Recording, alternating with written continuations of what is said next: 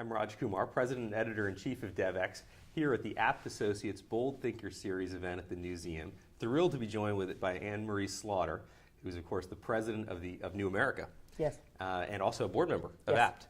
So we're thrilled to have you, and we're looking forward to a great conversation today. You know, you open the newspaper nowadays, and seems like nothing but bad news. Geopolitical tensions, Russia, Iran, you've got the European Union seems to be backsliding into recession, of course terrorism and war in the Middle East. Yet you come to a conference like this, we're talking about the future, we're talking about public-private partnerships. If you travel to Africa and you see the growth, it can be hard to kind of connect those two things. So we've got an audience of development professionals who are working in this field. How should we be thinking about this from a big picture perspective? You're a big picture thinker. How should we understand this? So one way to do this is to think about top-down politics or top-down events and bottom-up events. Mm-hmm. So if you think about the world of states, what I think of as the chessboard of geopolitics, it's a mess, right? We've got nations invading other nations. We've got rising powers, established powers. We have terrorism, which sort of crosses over because they're often non-state actors, but they're attacking governments. That world is very dangerous. Mm-hmm. But if you look at the world of people, mm-hmm. right, and the bottom-up world, what I think of the world of the web, okay. right? So everybody's connected. There are all these networks. There are some bad things. There's global criminal networks, obviously terrorism mm-hmm. networks.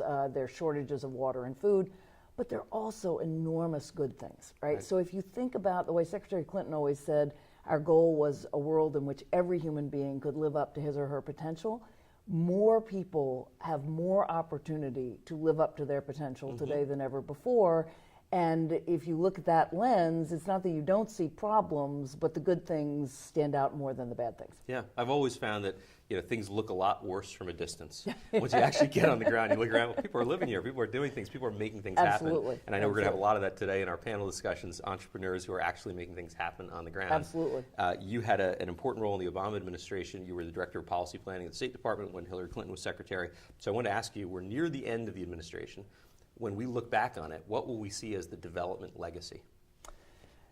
So when I was in the State Department, the single most important thing I felt that I was doing was trying to implement Secretary Clinton's declaration day one and President Obama's declaration that development should be equal with diplomacy mm-hmm. as a tool of our foreign policy. Then there again, diplomacy is much more the world of states. Yeah. She was saying we need to think about food and education and women and children and anti-poverty generally as every bit as important as negotiating a deal with Iran. Mm-hmm. And that's not generally the way Washington Sure. has thought about foreign yeah. policy. So I think that's the lens of the entire Obama administration.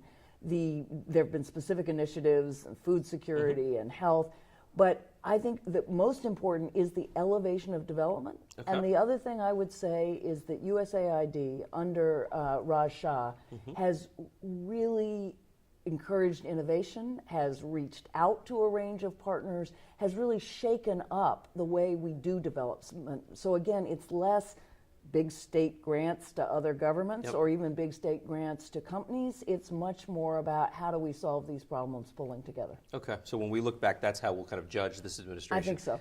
Development and diplomacy at equal levels. And how about for a company like Apt? Apt has now been around 50 years. It's an impressive thing. It's thinking ahead about its next 50 years. How should a company like Apt, and you sit on the board, how should they be thinking about this evolving future, the landscape that they are growing into? So I love being on the board of Apt because we have this wonderful mission, but we also have the discipline of being a private company.